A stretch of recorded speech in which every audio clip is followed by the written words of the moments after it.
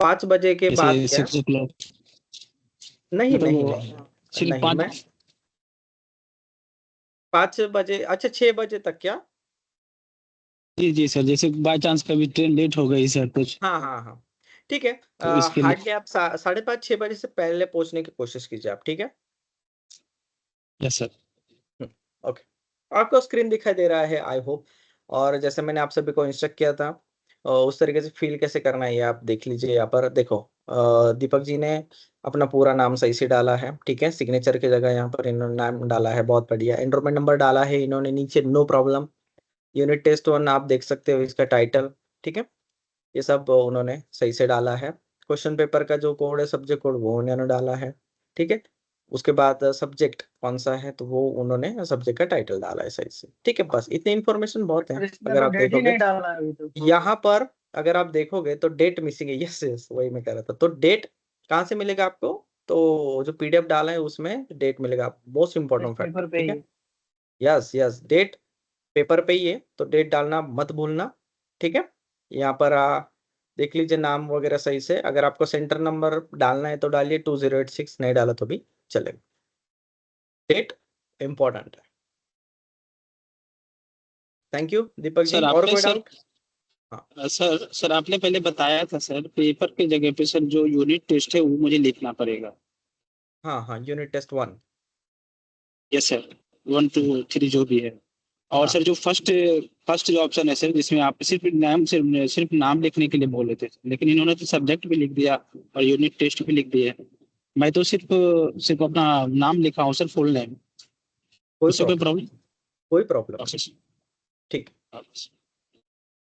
यहाँ पर अगर आप देखोगे सब्जेक्ट नहीं बैठा है, नीचे लिखा है पेपर की जगह पर आप यूनिट टेस्ट 1 यहाँ भी लिख सकते हो, ठीक है। जनरली यहाँ पर ही लिखना पेपर के आगे, यूनिट टेस्ट 1।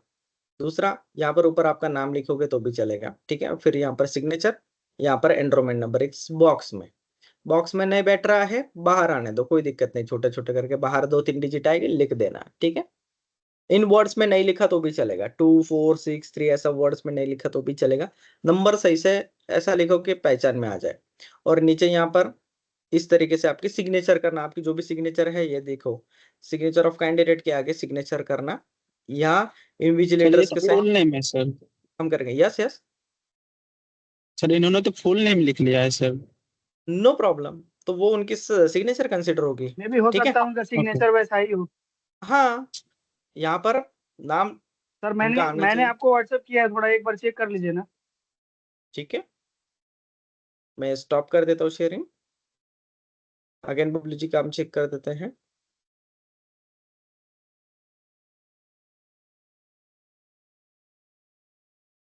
एक सेकंड, ये सबके सामने।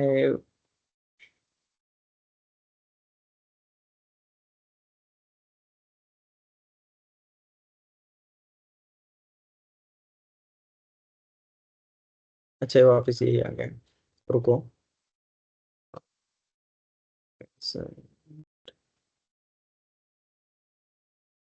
यस, अब मैं एक एक बार बताता हूँ कि क्या सही है क्या मिसिंग है। यहाँ पर इनका नाम नहीं है, ठीक है। ओके। बबलू जी के सिग्नेचर करेक्ट है, एनरोलमेंट नंबर करेक्ट डाला है, ठीक है। सेट कोड, आप क्वेश्चन पेपर का कोड लिख सकते हो, ठीक है। ये सब्जेक्ट का नाम है, ये डेट बहुत बढ़िया डाला है। क्या मिसिंग है बताइए? यूनिट टेस्ट कौन सा है, ये मिसिंग है। यूनिट टेस्ट 1 है या 2 यूनिट है? टेस्ट और हेडिंग में नाम। हाँ, हेडिंग में नाम नहीं है। और यूनिट टेस्ट, तो यूनिट टेस्ट आप पेपर के आगे लिख सकते हो यहाँ पर, यूनिट टेस्ट 1 या 2, या फिर ठीक है। और यहाँ पर उनका नाम आना चाहिए। अभी आप सर समझ गए ये कि यूनिट टेस्ट, जैसे सर यूनिट टेस्ट पेपर 1 लिख करके उसी के नीचे नाम लिख सकते हैं क्या, ऊपर जो बॉक्स दिया है उसमें? यहाँ पर ना हाँ। लिख दो, वहां पर लिखो। लेकिन उससे अच्छा है कि यहाँ पेपर में लिखिए, आप पेपर के आगे यूनिट टेस्ट 1 2 ये कॉमन रहेगा सबके लिए, ठीक है। जिनका लिख के हो चुका है नो प्रॉब्लम, यहाँ पर बस आपका नाम लिखिए छोटा छोटा, बस। Okay sir. हम्म,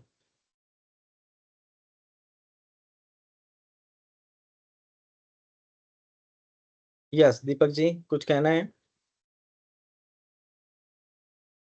हाँ सर, मैं ये सिर्फ जस्ट मैंने भेजा जो था उसमें मैंने डेट इसलिए अभी डाला नहीं था मैं बाद हाँ, में अभी डाल दूंगा। बाकी है आपका, यस, नो प्रॉब्लम, ठीक है। लेकिन थैंक यू, आपने शेयर किया ताकि लोगों को विजुअली आइडिया आ जाए, ठीक है।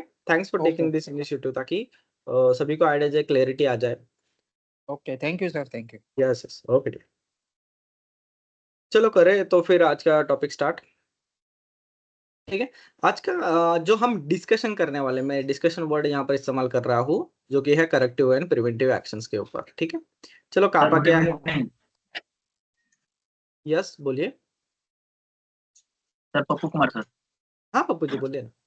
सर मैं फर्स्ट पेज पे भी यूनिट टेस्ट करके लिख दिया हूँ, सब्जेक्ट लिखा हूँ, तो कोई दिक्कत तो नहीं है ना? नहीं, फर्स्ट पेज पर ही लिखना है, ठीक है। नहीं नहीं, एक्चुअली ये फर्स्ट पेज है सर, पेज नंबर मैं बोल रहा हूँ सर, पेज नंबर 3 पे भी मैं लिख दिया हूँ यूनिट टेस्ट 1 करके, सब्जेक्ट भी लिख दिया हूँ। कोई दिक्कत नहीं, चलेगा। हाँ ये पूछना था। ज्यादा लिखा ना इन्फॉर्मेशन मुझे चलेगा, कम नहीं होना चाहिए। आप ज्यादा लिखो, ठीक है। नो प्रॉब्लम, एक एडिशनल इन्फॉर्मेशन दे दी, ओके। कम नहीं होना चाहिए, ताकि हमें समझने में, एक्सटर्नल को दिखाने में दिक्कत ना आ जाए, ठीक है। नहीं सर, इसके पास जो पेज है ना, जो इस पे हम लिखना शुरू करेंगे, तो मैंने ऊपर भी डेट भी डाल दिया है, यूनिट टेस्ट नंबर भी डाल दिया, सब्जेक्ट भी डाल दिया है सर, ऐसा बढ़िया किया है, है मैंने। बढ़िया है, बढ़िया है, चलेगा, ओके। सर एक यूनिट टेस्ट 3 में सर ईयर सर गलत लिखा हुआ है, ये थोड़ा सा ठीक करना पड़ेगा सर। कौन सा मनोहर जी? यूनिट टेस्ट 3 में सर मैं ठीक कर दिया, बाकी लोगों के लिए सर मैं बोल रहा हूँ। हाँ, यूनिट टेस्ट 3 में सर जो यूनिट सब्जेक्ट है टेस्ट, सर एक या chemical and process safety management, तो हाँ, इसमें जो ईयर लिखा हुआ है सर वो 2024 है, ईयर, हाँ हाँ लेकिन हाँ, समझ गया, समझ गया, थैंक यू। मैं वो आपसे एक पूछा था सर। टाइपिंग मिस्टेक है, आप बहुत यस सारे यस क्वेश्चन स्टूडेंट ने पूछा था, तो यूनिट टेस्ट में 24 नहीं है, वो 25 है, ठीक है। तो वो बस एक क्लियर कर लीजिएगा, आपका जो ईयर है वो सही से डाल लीजिएगा, 25 है, ठीक है। करें स्टार्ट।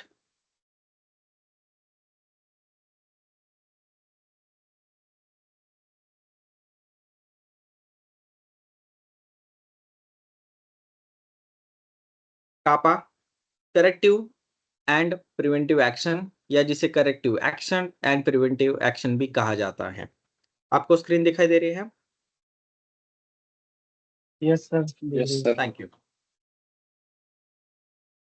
आज इसमें हम कापा की बात करेंगे, देन रूट कॉज एनालिसिस और रिस्क मैनेजमेंट में हम आगे डिस्कस करेंगे। कापा कब करते हैं, ठीक है, और कापा क्या है उससे पहले हम समझते हैं, देन हम डिस्कस करेंगे कि कापा कब करते हैं। जनरली CAPA या फिर कापा आप कह सकते हो, करेक्टिव एंड प्रिवेंटिव एक्शन है ये।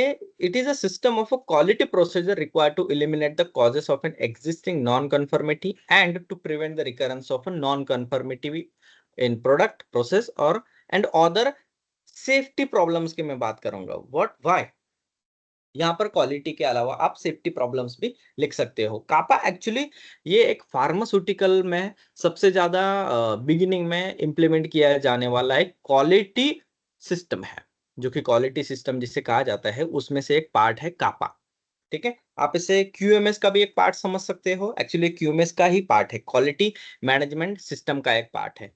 क्योंकि आप सभी को पता है कि फार्मा इंडस्ट्रीज में क्वालिटी को और सेफ्टी को सबसे पैरामाउंट या फिर सबसे टॉप पर रखा जाता है बिफोर द प्रोडक्टिविटी। वाई? क्योंकि उनका जो प्रोडक्ट है बहुत ही सेंसिटिव है, और उसमें क्वालिटी डेविएशन, क्वालिटी प्रॉब्लम या क्वालिटी नॉन कन्फर्मिटी बिल्कुल भी एक्सेप्टेबल नहीं है।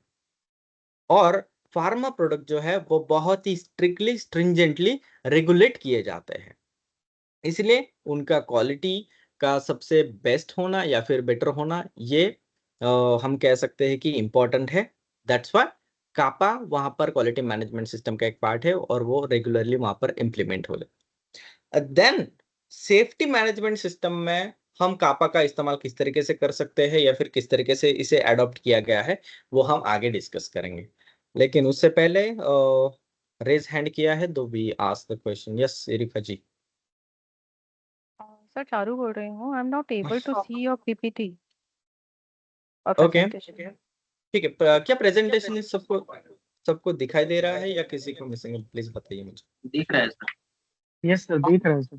सबको दिख रहा है ना? दिख रहा चारू है जी सर। आप लेफ्ट कीजिए मीटिंग और रीजॉइन कीजिए, आपको दिखाई देगा, ठीक है। ठीक है, ठीक है। हाँ। अब हम आते हैं कापा की तरफ अगेन।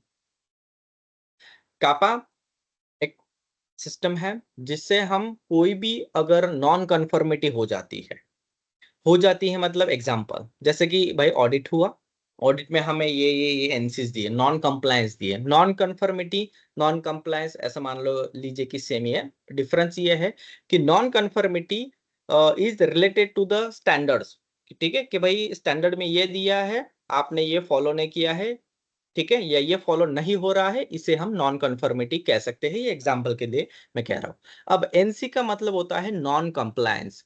तो कंप्लायंस आप किसी एक्ट रेगुलेशंस के बारे में भी कह सकते हो, ठीक है, कि भाई ये स्टेट का रूल है, सेंटर का रूल है, फैक्ट्री एक्ट है, या फिर मेजर एक्सीडेंट हजार रूल है, या फिर ये एसएमपीवी का रूल है, ये कानून है, ये आपने फॉलो नहीं किया है, तो ये नॉन कंप्लायंस है, ठीक है। तो नॉन कंप्लायंस और नॉन कंफर्मिटी में ये एक थीन लाइन का डिफरेंस है। ऑलमोस्ट दोनों सेम ही है, लेकिन एक बेसिक इतना ही डिफरेंस है कि ये नॉन कंफर्मिटी एक स्टैंडर्ड के तौर पर ये वर्ड इस्तेमाल किया जाता है, नॉन कंप्लायंस एक रेगुलेशन एक्ट के अगर आपने फॉलो नहीं किया तो उसके लिए ये इस्तेमाल किया जाता है। तो दिस इज द डिफरेंस, ज्यादा कुछ नहीं, ठीक है। तो कापा हम कब करते हैं? मान लो कि ऑडिट हो गया, ऑडिट में हमें कुछ नॉन कंप्लायंस दिखे, तो अब हम क्या करेंगे कि ये गलतियां मिली है, अब हम उस पर क्या एक्शन लेंगे, तो उसे हम करेक्टिव एक्शंस कहते हैं, ठीक है, दैट्स इट। अब ये करेक्टिव एक्शंस लेने के लिए हम क्या करते हैं, फिर एक्शन प्लान बनाते हैं कि हम कब करने वाले हैं, कौन करेगा, कितना देर लगेगा, किस तरीके से करेंगे। तो ये सब एक्शन प्लान हम आगे डिस्कस करेंगे। तो आप समझ रहे हो, तो उसे हम करेक्टिव एक्शन कहते हैं।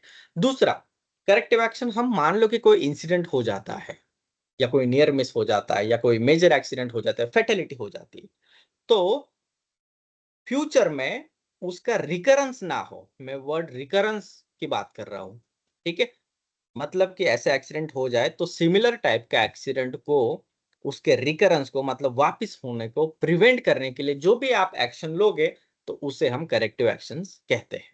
एग्जाम्पल, कोई कंस्ट्रक्शन साइट है, कोई पर्सन, कोई बंदा वर्क एट हाइट से गिर गया और वो फेटल एक्सीडेंट हो गया, अब आप जो भी एक्शन लोगे उसे हम करेक्टिव एक्शंस कहते हैं। That simple. जैसे कि आपने नेट लगा दी, लोगों को ट्रेनिंग दे दी, या फिर उनको पर्सनल फॉल प्रोटेक्शन दे दिया, ठीक है, और सुपरविजन मॉनिटरिंग और स्ट्रिंजेंट कर दिया, तो ये सारे एक्शंस क्या हो गए, फिर आपके करेक्टिव एक्शंस हो गए। व्हाई? क्योंकि आप, गलती हो चुकी है आपके साइड पर, अब बस आप उसे करेक्ट कर रहे हो, तो ऐसे एक्शंस को, जो भी आप एक्शन लोगे, उसे हम करेक्टिव एक्शंस कहते हैं। दूसरे part, preventive actions. Preventive actions का मतलब ये होता है कि आपने आपके साइट के ऊपर, आपके इंडस्ट्रीज में हजार्ड्स आइडेंटिफाई कर लिए, ठीक है, जो कि पोटेंशियल है जिनमें कि फ्यूचर में जाके यहाँ पर एक्सीडेंट इंसिडेंट्स हो सकता है, कोई भी प्रॉब्लम्स आ सकती है रिलेटेड टू द सेफ्टी, या related to the process, related to the material, related to the man, ठीक है। और उस तरीके से फिर एक्सीडेंट्स ना हो, इसके लिए जो भी आप एक्शंस ले रहे हो, एक्सीडेंट होने से पहले ही, कि भाई ये सिचुएशन है, यहाँ पर पोटेंशियल है एक्सीडेंट होने का, तो फिर हम ये एक्शंस ले रहे हैं, तो ऐसे एक्शंस को हम प्रिवेंटिव एक्शंस कहते हैं। एक्सीडेंट होने से पहले, मिसहैप होने से पहले जो भी आप एक्शंस लेते हो, ताकि उस चीज से एक्सीडेंट ना हो, ऐसे एक्शंस को हम प्रिवेंटिव एक्शंस कहते हैं। This is the CAPA, corrective and preventive actions. अब ऑडिट के बाद जब हम कापा करते हैं, या फिर ऑडिट के बाद छोड़ो, जनरली एक्सीडेंट्स के बाद कापा किया जाता है सबसे ज्यादा। ऑडिट में तो कापा का डॉक्यूमेंट चेक किया जाता है कि कापा का रिपोर्ट दिखाइए हम, उस पर अब भी हम फॉर्मेट में आगे बात करेंगे, या आपके पास होगा तो आप भी शेयर कीजिए आपके अलग अलग इंडस्ट्रीज का, तो और भी बेटर रहेगा, मैं तो दिखाऊंगा ही। तो एक्सीडेंट्स के बाद जब हम करेक्टिव एक्शन करते हैं, फ्यूचर में ऐसे ना हो इसलिए प्रिवेंटिव एक्शंस करते हैं, ठीक है, तो हम आगे डिस्कस करेंगे। लेकिन ये सिंपल कापा का एक डिफाइन है, ये एक ओवरव्यू है। अब इसमें किसी को कोई क्वेश्चन है तो यू कैन आस्क, फिर हम आगे जाते हैं।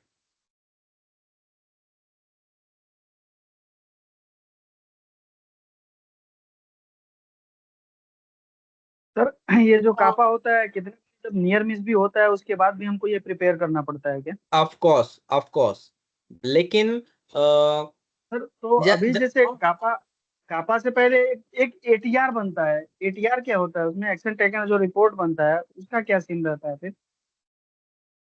एक्शन टेकन रिपोर्ट आपको बताओ क्या, जनरली कापा का ही ऐसा मान लीजिए कि एक बिफोर कापा का एक प्रोसेस है, और जनरली कुछ इंडस्ट्रीज में कापा करते भी नहीं है और एटीआर किया जाता है ऑलमोस्ट।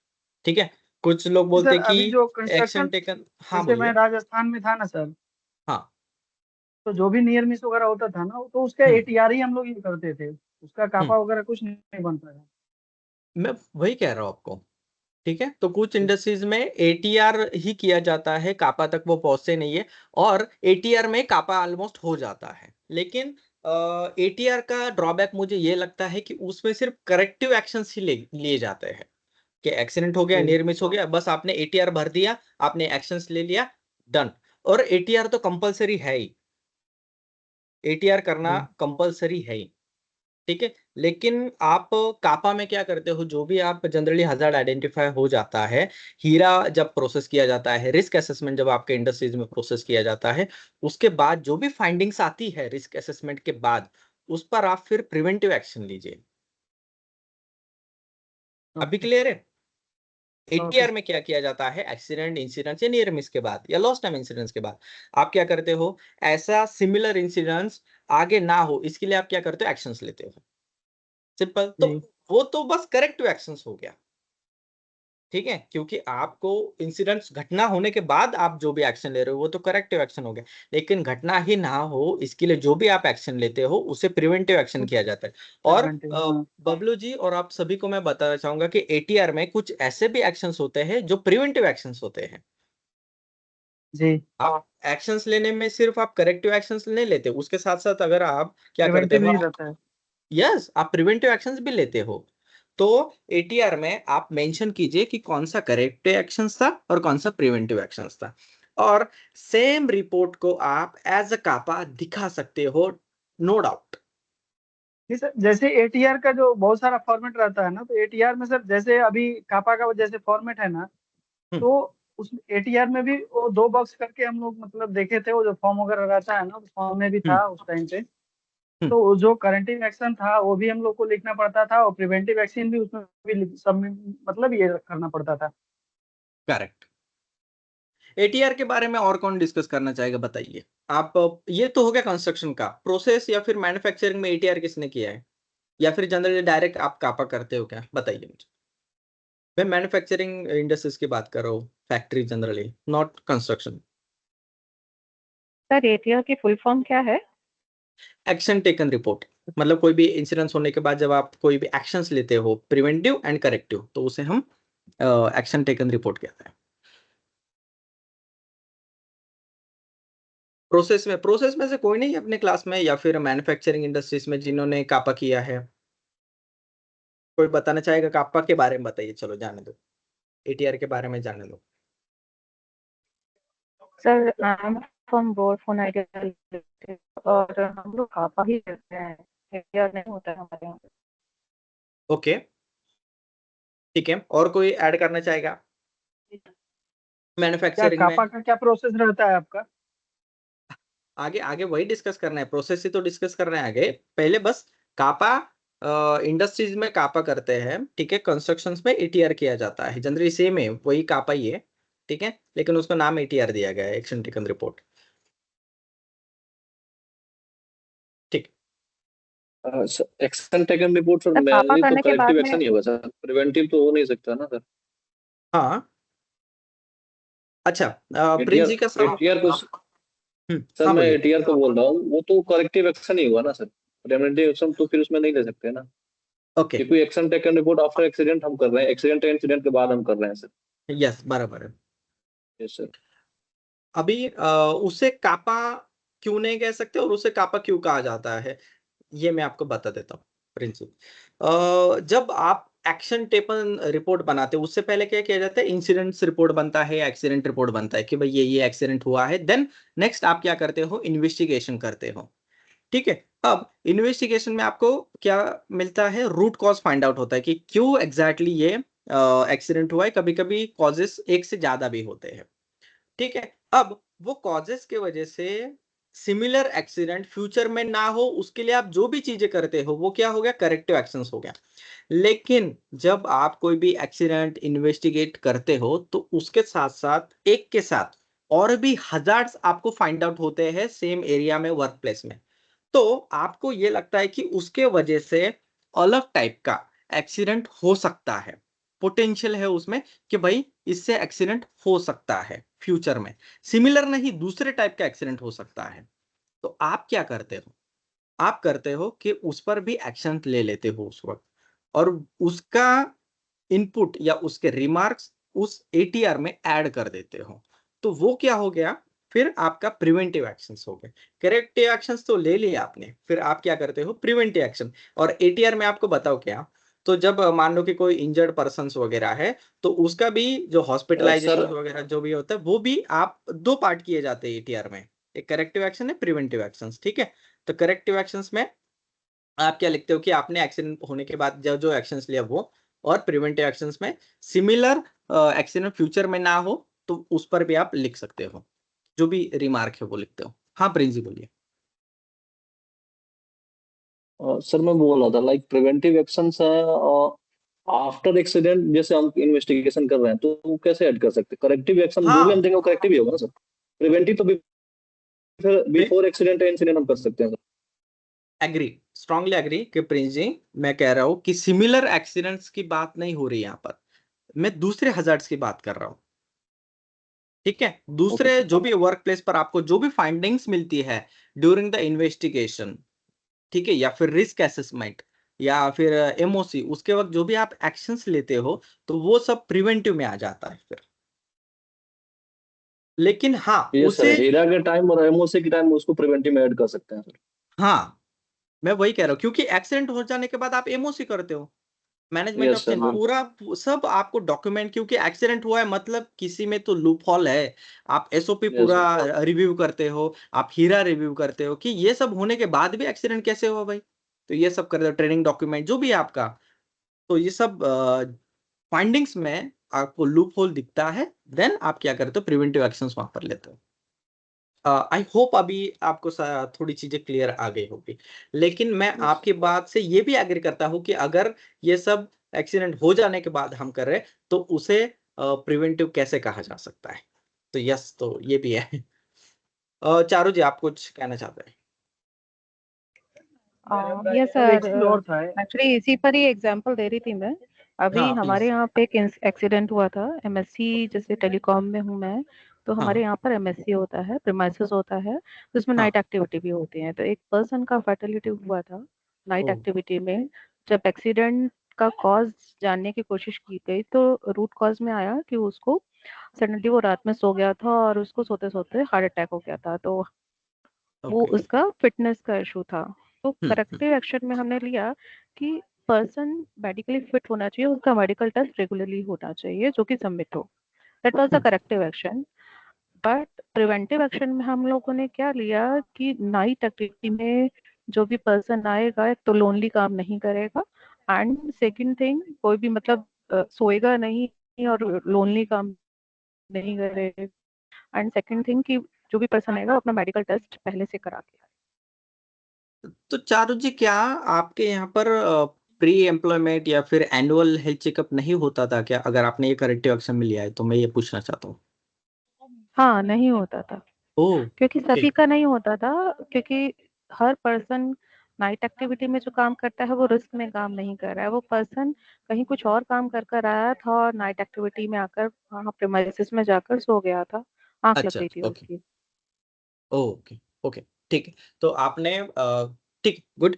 तो आपने ये लिया है कि प्री एम्प्लॉयमेंट आपका हेल्थ चेकअप या और मेडिकल रिपोर्ट आपको प्रेजेंट करने पड़ेंगे मैनेजमेंट को। एंड सेकंड, आपने ये प्रिवेंटिव एक्शन में लिया कि बडी सिस्टम आपने इंप्लीमेंट किया। बडी सिस्टम इज लाइक कि मिनिमम 2 वहां पर पर्सन्स होने चाहिए, सो दैट अगर किसको अगर होता है तो 1 person will inform the securities और इमरजेंसी डिपार्टमेंट। यस, तो ये प्रिवेंटिव एक्शंस में आ गया। करेक्ट है? जी सर। ओके। तो आपने इंसिडेंट्स के बाद कौन से डॉक्यूमेंट चेंज किए? अब मैं एमओसी की बात चारों जी से डिस्कस कर रहा हूँ, सभी ध्यान से सुनिए, ठीक है? Yes. Same situation sir. Sir हाँ मनोहर जी बोलिए। सेम सिचुएशन सर हमारे भी सर साइट पर होते रहते हैं एवरी 3 मंथ 6 मंथ 1 ईयर में सर फर्टिलिटी ओके, होते रहता है due to heart attack sir. Due तो टू द इसके हार्ट लिए अटैक। जब हार्ट हाँ, अटैक, यस सर, और सर हमारा केमिकल प्लांट भी है सर, इसकी वजह से ओके, होते रहते हैं। तो हमारी मैनेजमेंट जब भी कुछ फर्टिलिटी होती तो कुछ न कुछ सर प्रिवेंटिव एक्शन लेते हैं। तो फिलहाल हाँ, अभी हम लोग क्या कर रहे हैं सर कि हाँ, जैसा कि अभी मैडम ने बताया कि 2 बंदे, वो तो कंपलसरी है, ये तो रूल्स ही है सर सेफ्टी का कि कोई भी साइट पर अकेला आदमी नहीं रहेगा और अकेला काम भी हाँ, नहीं करेगा। हाँ, लेकिन इसके अलावा हम लोग क्या कर रहे हैं कि sir hmm, during the TVT हम लोग टीवीटी पर सिग्नेचर लेने के बाद फिर हम लोग सिस्टम में अपडेट करते हैं कि हम्म, कौन सा इम्प्लॉय वो टीवीटी अटेंड किया है, कौन सा इम्प्लॉय अटेंड नहीं किया है, कौन सा ओके, टीवीटी मेडिकल के लिए गया है, कौन सा हम्म, एब्सेंट साइट पर आया लेकिन वो टीवीटी अटेंड नहीं किया, कौन सा हम्म, कैंडिडेट नाइट में है डे में, इस तरह से हम लोग एक्शन लिए हुए हैं सर प्रिवेंटिव। Good, okay. तो आप सर मैं थोड़ा पूछूंगा सर, उसका बेनिफिट्स क्या होंगे? जैसे टीवीटी में इन्होंने बताया कि आप उसको नाम लिख लेते हो, फिर उसका बेनिफिट, मैं ऐसा नहीं पूछ रहा हूँ, जस्ट नॉलेज के लिए मैं पूछ रहा हूँ कि उसका बेनिफिट्स क्या हुआ? इस नहीं, मैं बताता, इससे बेनिफिट्स ये पता कि हम एक एम्प्लॉय का एविडेंस। प्रेजेंट स्टेटस मुझे पता चलता है कि वो कैसा है। अगर वो फॉर एग्जांपल कि वो 2 दिनों से ड्यूटी नहीं आ रहा तो इसके पीछे क्या रीजन है, तो ये मुझे आइडेंटिफाई करने में इजी हो जाता है कि पता नहीं वो दैट 2 दिनों मीन्स से क्यों नहीं दैट आया मीन्स वो क्या फिर। बोलना चाहते हैं कि अगर कोई, सॉरी, दैट मीन्स क्या बोलना चाहते हैं कि 2 दिन की अगर छुट्टी पे है कोई, तो उसका आता है तब मेडिकल टेस्ट फिर करवाते हैं उसका?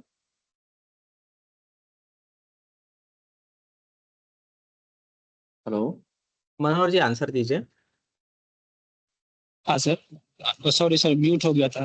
तो सर क्या है ना कि हमें करंट स्टेटस और एम्प्लॉय का पता चलता है कि वो बंदा का स्टेटस क्या है, अगर 2 दिनों से नहीं आया तो इसके पीछे क्या रीजन है। तो अकॉर्डिंग टू द सिस्टम हम चेक कर लेते हैं सर मास्टर लिस्ट में कि कितने बंदे नहीं आया है, कितने बंदे और कितने बंदे आए हुए हैं। तो जो बंदे नहीं, नहीं आए हैं मैं उसके सॉरी, बारे में, मैं हाँ बोलिए बोलिए। इंडिविजुअल मैं बोल रहा था, उस कैंडिडेट से आप इंडिविजुअली इंडिविजुअली बात करेंगे तो वो बता सकता है कि क्या इशू था, मैं क्यों नहीं आया। सिस्टम में आप अपडेट करने के लिए बोल रहे हैं, वो कुछ समझ में नहीं आ रहा। नहीं, हमारे इधर इधर क्या है ना दोस्त कि एक टीम है, बहुत सारे डिपार्टमेंट है हमारे इधर, तो हर एक डिपार्टमेंट में हर हम्म, एक सुपरवाइजर है ना। तो फिर हम्म। हम उनसे कांटेक्ट करते हैं और उनसे पूछते हैं कि आपका बंदा एक्चुअली क्यों नहीं आ देखिए, रहा मैं है।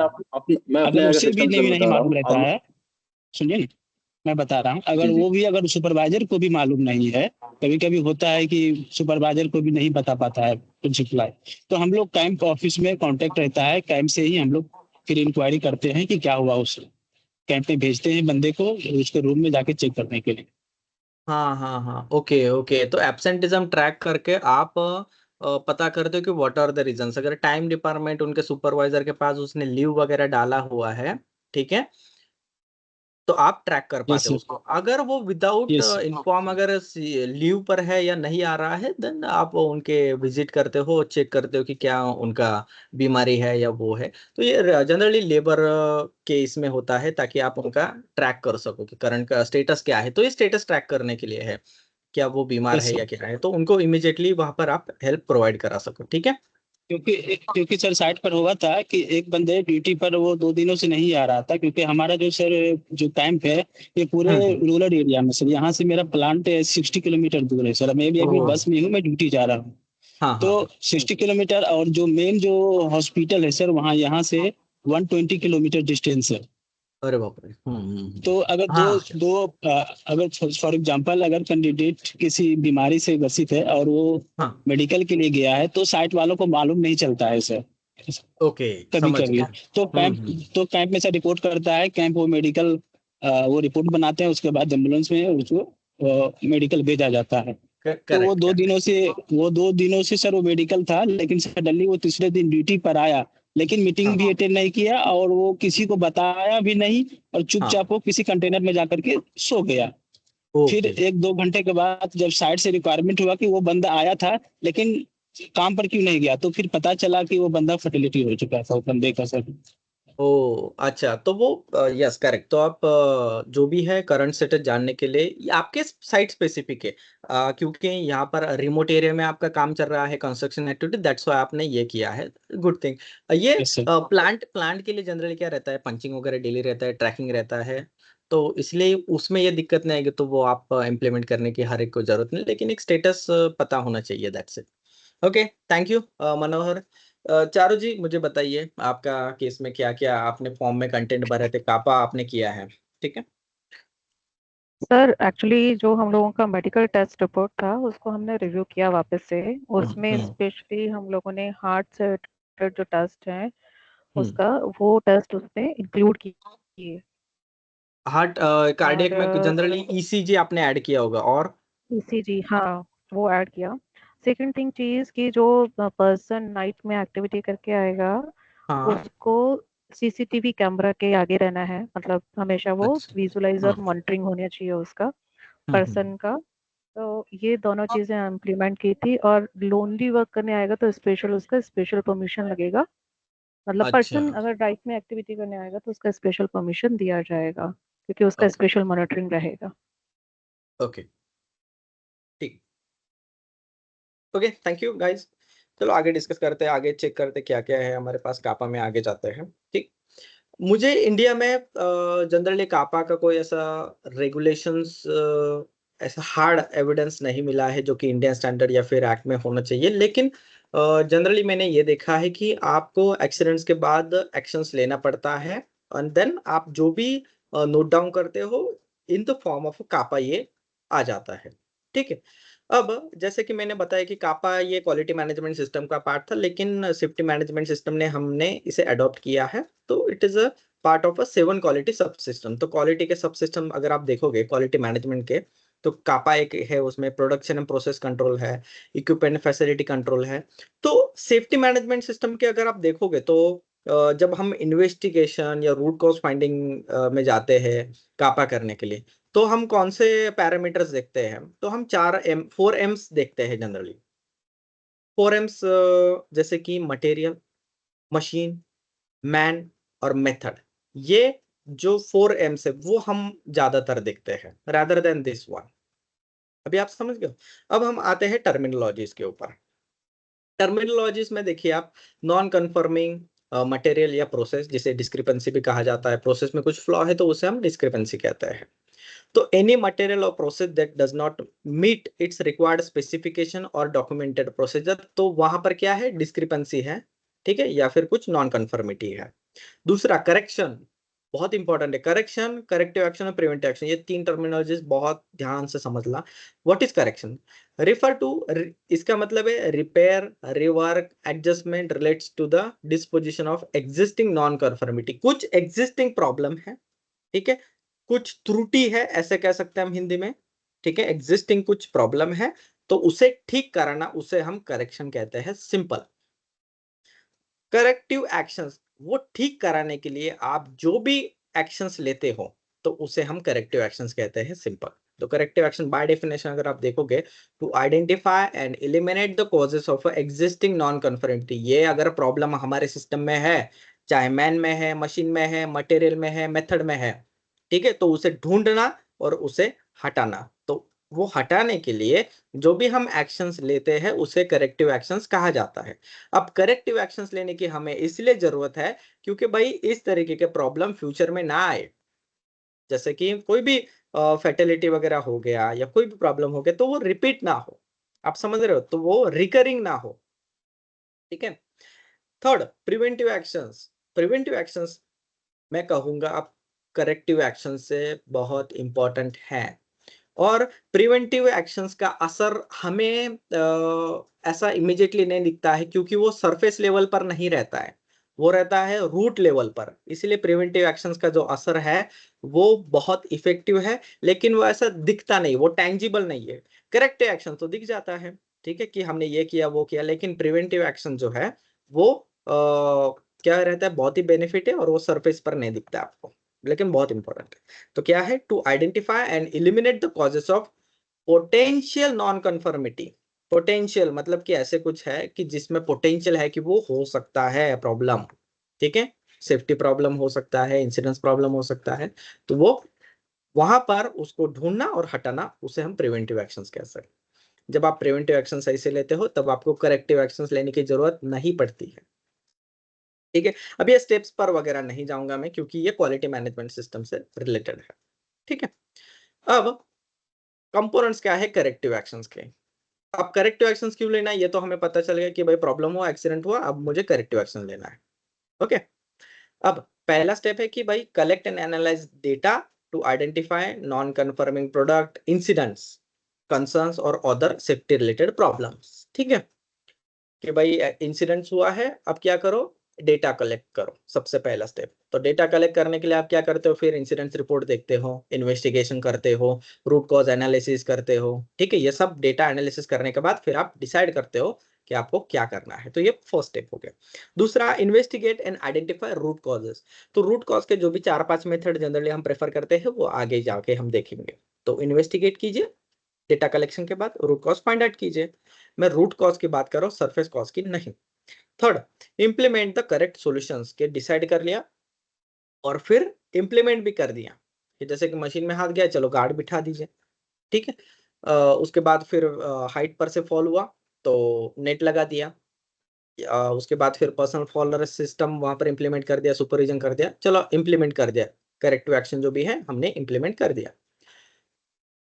फोर्थ, उसको रिव्यू कीजिए, वेरीफाई, वैलिडेट कीजिए कि क्या जो हमने एक्शंस लिया है क्या वो एडिक्वेट है, क्या वो ऐसे सेम इंसिडेंट्स को रोक सकता है। तो इसके लिए आपको रिव्यू करना पड़ेगा आफ्टर द इम्प्लीमेंटेशन। ठीक है, तो जनरली ये जो सिस्टम है ये पीडीसीए साइकिल फॉलो करता है, जैसे कि प्लान, डू, चेक, एक्ट।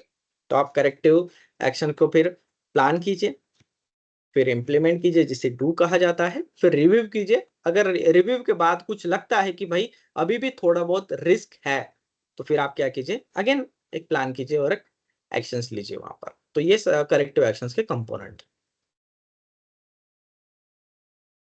अब करेक्टिव एक्शंस का स्टेप देखिए, जो मैंने बताया कि 4 स्टेप है वही सिस्टम है इसमें। तो असर्टिंग रूट कॉजेस, अब यहाँ पर एक पिक्चर से आप जानते हैं रूट कॉज एनालिसिस का बेसिक। रूट कॉज एनालिसिस के बिना आप उस पर एक्शंस नहीं ले सकते, ये ध्यान में रखना। कोई भी इंसिडेंट हो जाए, नियर मिस हो जाए, एक्सीडेंट हो जाए, फेटल हो जाए या मेजर एक्सीडेंट हो जाए, आपको इन्वेस्टिगेशन करना ही पड़ता है। इन्वेस्टिगेशन का मतलब भी है कि रूट कॉज को फाइंड आउट करना और एनालिसिस करना। रूट कॉज एक से ज्यादा भी हो सकते हैं। ठीक है, तो रूट कॉज में हम ये 4 एम्स को ध्यान में रख के ही इन्वेस्टिगेशन करते या फिर एनालिसिस करते हैं। 4 एम्स, मैन, मेथड, मटेरियल।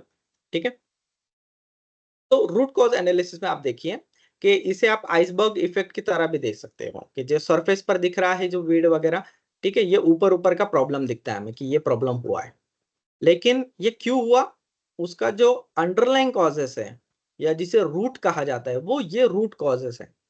तो आप ऊपर ऊपर प्रॉब्लम को अगर सॉल्यूशन देते हो, उसके अगेंस्ट एक्शन लेते हो, तो बस ऊपर ऊपर ही प्रॉब्लम सॉल्व होगा, सरफेस लेवल पर ही प्रॉब्लम सॉल्व होगा। जिसे ऑब्वियस कॉज कहा जाता है वही सॉल्व होगा। जिसे अंडरलाइन कॉज को अगर आप सॉल्व करना है तो पहले उसे आइडेंटिफाई कीजिए, एनालिसिस कीजिए, देन उस पर एक्शन लीजिए। अब रूट कॉज एनालिसिस के लिए, और ये कापा का पार्ट है ये भी याद रखना। ठीक है, तो हमें क्या करना है यहाँ पर कि कुछ टूल्स मिले हैं हमें कि जिनके हेल्प से हम क्या कर सकते हैं, रूट कॉज फाइंड आउट कर सकते हैं, रूट कॉज का एनालिसिस कर सकते हैं। एग्जाम्पल जिसे कि वाई वाई एनालिसिस, जिसे 5 भी एनालिसिस कहा जाता है, ये फर्स्ट है। दूसरा फिशबोन डायग्राम या जिसे इशिकावा डायग्राम भी कहा जाता है। ठीक है, थर्ड वन है Pareto analysis, 80-20 principle. Generally Pareto हम प्रेफर नहीं करते, कम ही करते हैं। ठीक है, FTA फॉल्ट ट्री एनालिसिस। उसके बाद फिर FMEA है failure mode and effect analysis, तो उसके बारे में भी हम डिस्कस करेंगे। सबसे पहले तो हम 5 Whys की बात करते हैं। सो वाई एनालिसिस, तो कि मान लो कि यहाँ पर आप ये देख पा रहे हो, इमेज देख पा रहे हो। ठीक है, मैं थोड़ा सा बड़ा कर देता हूँ उसको। आप 5 वाई कीजिए, जनरली 5 Whys तक तो मिल ही जाता है। ये मेथड क्या है, ये मेथड एक ब्रेनस्टॉर्मिंग मेथड है। ब्रेनस्टॉर्मिंग का मतलब है कि टीम मिलके क्रॉस फंक्शनल टीम को डिसाइड ये करते हैं, कॉन्स्टिट्यूट करते हैं, जैसे कि क्वालिटी वाला हो गया, प्रोडक्ट वाला हो गया, इलेक्ट्रिकल वाला हो गया, अलग अलग फंक्शंस वाले, सेफ्टी वाला मिलकर हम क्या करते हैं, उसको ब्रेनस्टॉर्मिंग करते हैं, डिस्कस करते हैं। क्या डिस्कस करते हैं कि मान लो कि कोई भी इवेंट हुआ है, इंसिडेंट्स हुआ है, तो वो क्यों हुआ, कोई फैटेलिटी हुई है तो क्यों हुआ, ये क्या हुआ आपका पहला व्हाई, व्हाई मतलब कि क्यों, ठीक है। सेकंड, फिर सिर्फ एक ही रीजन नहीं रहेगा वहां पर, कभी कभी 2-3 रीजन भी हो सकते हैं, ठीक है, कि बंदा ऊपर से गिरा तो क्यों गिरा, तो फिर वो रूट फाइंड आउट कीजिए। जैसे कि एज पर मान लो कि काम करते करते उसने एसओपी फॉलो नहीं की, कि एज पर से वो 1 मीटर दूर रह के काम करे, तो वो एसओपी फॉलो नहीं कर रहा था, ये एक रीजन हो गया, ठीक है। दूसरा, वो थक चुका था, तो ये भी एक सेकंड रीजन हो सकता है, ठीक है। या एज पर प्रोटेक्शन नहीं था, थर्ड रीजन हो सकता है। फोर्थ रीजन के वहां पर सेफ्टी नेट नहीं लगी थी, फोर्थ रीजन हो सकता है। नंबर 5, उसको पीपी नहीं दिया गया था, पर्सनल फॉलोअर सिस्टम जो भी है, हार्नेस नहीं दिया गया था। छठा रीजन ये भी हो सकता है कि भाई उसने देकर भी पहना नहीं था, तो ये भी एक रीजन हो सकता है, जो भी पीपीज वगैरह है वो पहने नहीं, तो मल्टीपल रीजन हो सकते हैं। अब एक एक रीजन को हम बायफॉर्गेट कहते हैं। तो अगर पीपी नहीं दिया गया था तो क्यों नहीं दिया गया था, अगेन व्हाई आया, तो कंपनी के पास पीपी अवेलेबल नहीं था। दूसरा, कंपनी के पास पीपी अवेलेबल था लेकिन स्टोर वाला छुट्टी पर गया था, ठीक है, कुछ भी रीजन हो सकता है। तो ये ऐसा जब आप ब्रेनस्टॉर्मिंग करोगे हर एक रीजंस का, देन आपको 5वें व्हाई तक आपका रूट कॉज मिल जाता है। अगर आप चाहो तो एक दो और एक वहां ऐड कर सकते हो, लेकिन जनरली रूट कॉज वहां तक आपको मिल जाता है। और ध्यान रखना, आपको रूट कॉज की लिस्ट बना के उस पर ही एक्शन लेना है। व्हाई? क्योंकि जब आप रूट कॉज पर एक्शन लेते हो, अल्टीमेटली जो भी अदर कॉजेस है वो ऑलरेडी प्रिवेंट हो जाते हैं। अभी आप समझ रहे हो कि सुपरविजन नहीं था, सुपरविजन प्रॉपर नहीं था, नेट नहीं था तो नेट को इंस्टॉल नहीं किया था, तो ये सारी। और इसमें कभी कभी आपको आपकी प्रोसीजर्स भी चेंज करनी पड़ सकती है, आपकी वर्क मेथोडोलॉजी भी चेंज करनी पड़ सकती है, आपको ट्रेनिंग भी देना जरूरी पड़ सकता है, तो ये सारी चीजें इसमें इन्वॉल्व रहती है। लेकिन जो भी ये हम एनालिसिस करेंगे, उसके बेस पर जो भी एक्शन लेंगे, वो अल्टीमेटली करेक्टिव एक्शन ही रहेगा दोस्तों। अभी आप समझ रहे हो? तो ये फर्स्ट मेथड था कि वाई वाई एनालिसिस। अब वाई वाई एनालिसिस क्या सिर्फ हम सेफ्टी में ही इंप्लीमेंट कर सकते हैं क्या? बिल्कुल भी नहीं, ये हर एक इसमें आता है। मैंने क्वालिटी के भी मीटिंग अटेंड की, तो क्वालिटी मैनेजमेंट सिस्टम में भी आता है। मान लो कि कस्टमर के तरफ से कोई प्रोडक्ट है, एग्जांपल लेते हैं कि हमारी कंपनी एक प्रोडक्ट बनाती है जैसे कि टायर, तो हमारी कंपनी टायर बनाती है। तो जब हम टायर बना के बेचते हैं तो कस्टमर के पास से हमें कंप्लेन आया कि टायर में एक क्रैक था, ऐसा मान लीजिए। तो अब ये कंप्लेन आया, तो अब ये कंप्लेन का हम क्या करते हैं, फिर एक एनालिसिस करते हैं, रूट कॉज एनालिसिस, कि ये टायर, ये क्रैक वाला टायर कस्टमर के पास कैसे पहुंचा, ये क्रैक कैसे डेवलप हुआ। तो फिर हम सारे प्रोडक्शन वाले, अदर क्वालिटी वाले, इनका बिठा के क्रॉस फंक्शनल टीम, सीएफटी जिसे कहा जाता है, क्रॉस फंक्शनल टीम, ऐसी टीम जो कि गठित की जाती है ऐसे वक्त के प्रॉब्लम के वक्त, के सब एक डोमेन के एक एक पर्सन को लेके फिर वो क्या करते हैं, उसमें रूट कॉज एनालिसिस का फाइंड आउट किया जाता है। तो उनको एजेंडा दिया जाता है कि आप फाइंड आउट कीजिए कि भाई ये टायर में ये क्रैक क्यों डेवलप हुआ, वो बंदा हाइट पर से क्यों फॉल हुआ, दैट्स इट। तो फिर वो ब्रेनस्टॉर्मिंग करके, एक मेथड है 5 वाइज, या फिर जिसे वाई वाई एनालिसिस भी कहा जाता है, उससे हम आइडेंटिफाई करते हैं रूट कॉजेस। रूट कॉजेस मिलने के बाद फिर हम उस पर एक्शन लेके ये सारी चीजें इंप्लीमेंट करते हैं। आई इसी पे होप सर मैं एक आपको, स्टोरी, प्लीज प्लीज मनोहर जी बोलिए। हाँ, सर इसी के बारे में सर मैं शेयर करना चाहता हूँ। एक छोटा सा स्टोरी है सर। मैं लास्ट टाइम मैं ओमान में था सर, शट डाउन के लिए गया था। हाँ, तो एक कंपनी थी सर कोरियन, उसका अभी शट डाउन चल रहा था। वो सर फ्रूट कॉलम का काम कर रहा था सर। ओके, तो एक एक बिल्डर जो है फ्रूट कॉलम के टॉप पर बिल्डिंग का काम कर रहा था, और सडनली वो गिर गया और उसकी फर्टिलिटी हो गई। ओ, लेकिन सब जब इन्वेस्टिगेशन हुआ सर, तो रूट हाँ, काउज ये दिया गया है कि वो जानबूझकर कूदा है। मतलब गिरने का जो मतलब जो डिस्ट्रिक्ट रूट कॉलम का सर हाइट था 80 मीटर्स, और जो हाँ, जो जो जहां पर बंदा गिरा हुआ था सरफेस पर, तो उसका थोड़ा सा डिस्टेंस था। तो उन्होंने ये रूट कॉज हाँ, दिया कि ये जानबूझकर कूदा है सर। सुसाइड। ये सर सुसाइड घोषित कर दिया सर। ओके, अब ये क्यों किया आई डोंट नो, या फिर ये किया गया कंपनी को बचाने के लिए, मैनेजमेंट को बचाने के लिए, आई एम नॉट श्योर। जब आप रूट कॉज एनालिसिस का उसका मीटिंग का माइनोट्स पढ़ोगे तो भी आपको पता चल जाएगा। ठीक है, अब इसमें मैं ऑन रिकॉर्ड कुछ कह नहीं सकता हूँ, लेकिन मैं आपसे कहूंगा कि ये वो देखना पड़ेगा आपको कि या क्या सच में सुसाइडल केस था, या फिर यहाँ पर कंपनी के मैनेजमेंट को बचाने के लिए। लेकिन आपको बताओ क्या मनोहर जी, ये हो गया इंटरनल। ठीक है, अब जब थर्ड पार्टी, जब यस बैंक और इंश्योरेंस वाला या फिर जब आप पुलिस वाले, डिश वाले, जब ये इन्वेस्टिगेट करते हैं, जब वहां पर फुटेज वगैरह चेक किया जाता है, तब वो ये आइडेंटिफाई होने के चांसेस है। ठीक है, कि सर, क्या ये जो सर ये हाँ सर फर्टिलिटी होने के बाद सर जो इन्वेस्टिगेशन किया था वहाँ का बेंड किया था सर, हाँ कंपनी उसको बीच में आने भी नहीं दिया, बस उनसे सर सिर्फ उनसे ही कुछ क्वेश्चन किए, लेकिन हाँ क्लाइंट जाने के लिए वो सर क्लाइंट का नाम था ओमान कबूस, का नाम सुने होंगे सर, ओमान कबूस का। पहले ओके उसका नाम ऑर्किड था। ओके तो बहुत बड़ी सर ओमान का पेट्रोलियम कंपनी है, हाँ गवर्नमेंट है, तो उन्होंने ही सर ये पाउच दिया कि उसका जो डेटा का जो डिस्टेंस था वो दूर था, इसका मतलब वो सुसाइड किया। अरे बाप रे। सी ऐसी घटनाएं एग्री कि रेयर ऐसा सुनने को मिलता है। ऑब्वियसली कोई भी इन्वेस्टिगेशन में अपनी गलती दिखाने की कोशिश नहीं करेगा, लेकिन एज अ सेफ्टी पर्सन अगर आपको कुछ पोटेंशियल वहां पर दिख रहा है तो आप एक्शन लीजिए। एक्शन लीजिए इन द सेंस कि भाई किसी की जान ना जाए, वहां पर एक्सीडेंट्स ही ना हो वहां पर इस तरीके से। और हम सब ये कोशिश करते हैं, आई नो, हम ईएचएस वाले दिल से ये कोशिश करते हैं कि किसी को चोट ना लगे। लेकिन इंपॉर्टेंट है कि आपको मैनेजमेंट का सपोर्ट चाहिए, आपको मैनेजमेंट के रिसोर्सेस चाहिए। जब तक आपका मैनेजमेंट का इंटेंशन, उनके रिसोर्सेस नहीं मिलते, हम इंटेंशन से का बात नहीं बनती यार, ध्यान में रखना। ठीक है, सिर्फ इंटेंशन इनफ नहीं रहता है कभी भी, तो रिसोर्सेस की भी हमें जरूरत पड़ती है। खैर, और कोई शेयर करना चाहेगा? वाई वाई एनालिसिस में सीएफटी में किसने पार्ट लिया है? वाई वाई एनालिसिस किया है क्या आपने? जनरली आप करते हो मन में, लेकिन फिर भी किसने किया है वाइवा एनालिसिस किसी इंसिडेंट्स का?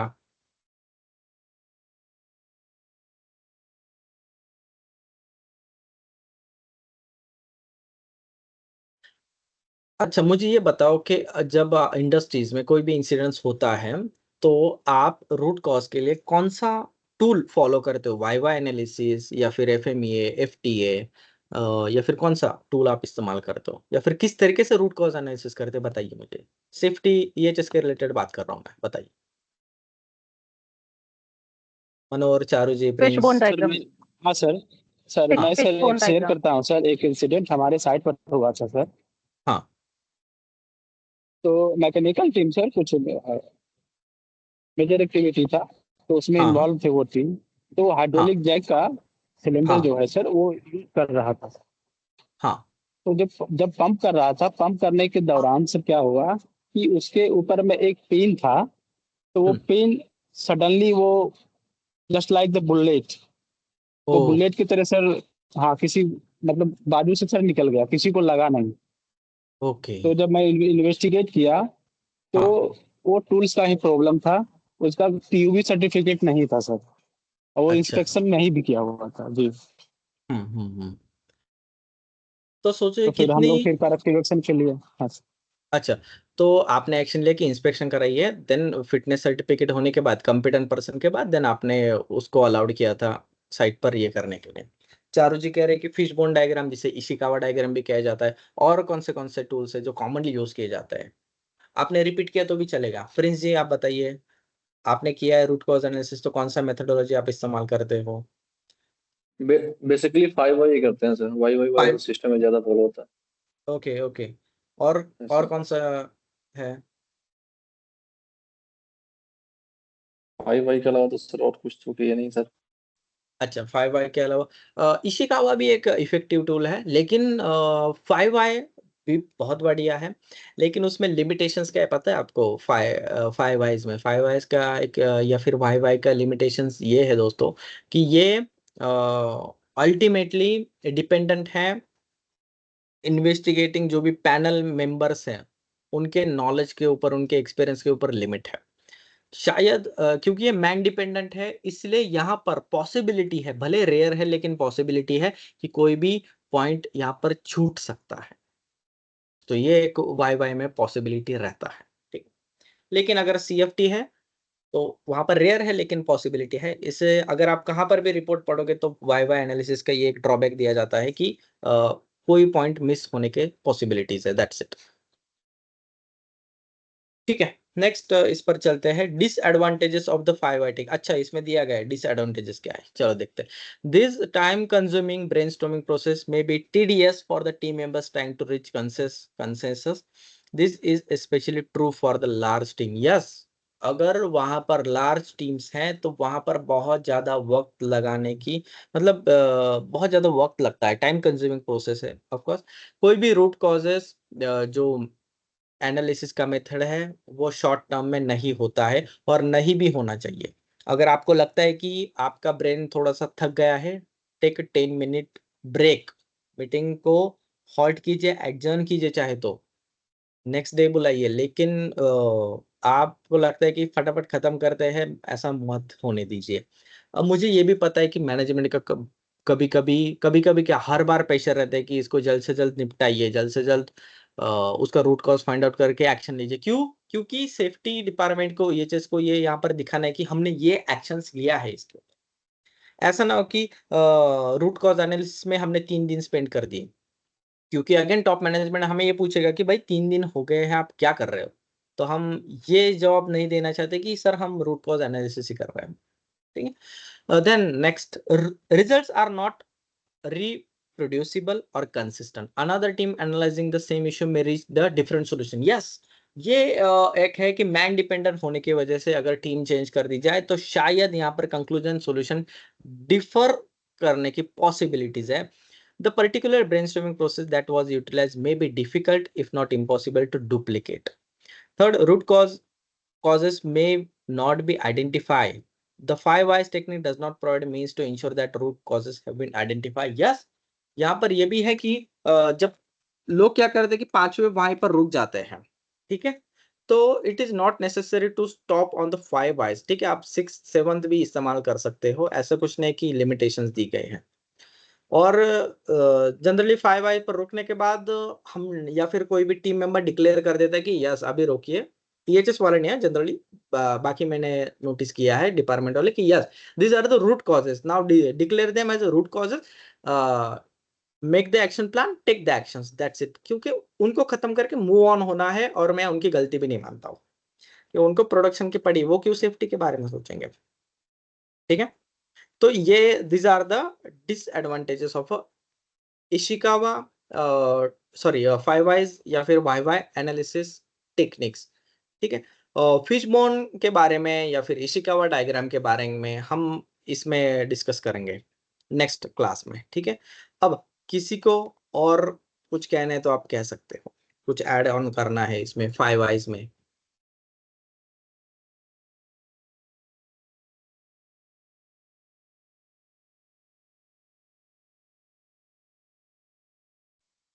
फाइव वाई में तो नहीं बोलूंगा मैं, जैसे कापा जैसे हमने बात किया ना, हाँ हाँ तो